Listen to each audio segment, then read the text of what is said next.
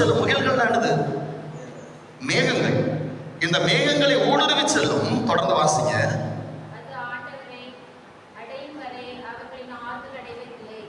அது ஆண்டவரை அடையும் வரை அது ஆறுதல் அடைவதில்லை. என்ன அர்த்தம்? யார் தன்னை தாழ்த்தி கொண்டு ஆண்டவரிடத்தில் ஜெபிக்கிறார்களோ அவர்களது ஜெபங்கள் மேகங்களை எல்லாம் தாண்டி விண்ணகத்துக்கு செல்லுகிறது.